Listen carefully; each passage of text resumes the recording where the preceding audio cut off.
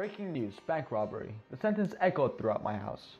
I immediately put down my Wolverine action figure and rushed to the TV room. I felt no urge to ask my father to change the channel. All I did was sit quietly and watch the entire news report, my attention fully taken hold by the story unfolding before me. I tried to understand what was going on as best as my 10-year-old mind could. After the news report was over, I was compelled to discuss what I had just witnessed. To most people watching the news, it was obvious that the situation was a simple case between right and wrong, and that the robber was wrong for what he did and would face judgment. This was the opinion my father announced. I, on the other hand, saw the situation as not so straightforward. It occurred to me that the robber may have possibly had psychological problems that led him to make a bad decision, which would make the point of if the robber was right or wrong a bit hazy. Firm in our stance of differing points, we would spend a good hour to convince the other to acquiesce and accept the truth. Indeed, it was a strange pastime for a 10-year-old to be arguing over matters like this, but I had a passion.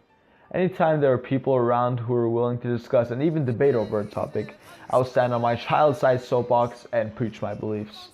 If someone voiced a contradicting argument, it was my cue to do whatever it took to bring them over to my side. My parents noticed I would do this not for the sake of rebellion, but out of the pure joy of the argument.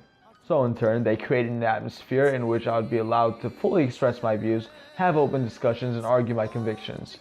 They showed me that if I had strong opinions on any matter, both big and small, I had the right to those opinions, and the ability to persuade others with evidence and reasoning.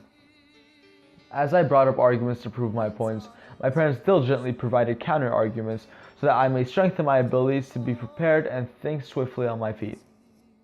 My parents continued to maintain this type of environment to nurture my passion for argument.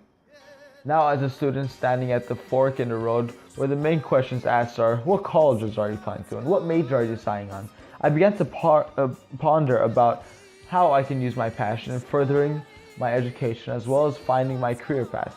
After consulting my mentors and family, I see that the field of law may be my calling. As I find myself more intrigued by the prospects of pursuing law, I am grateful that my parents fostered my passion and nurtured in me the boldness necessary to follow my dreams.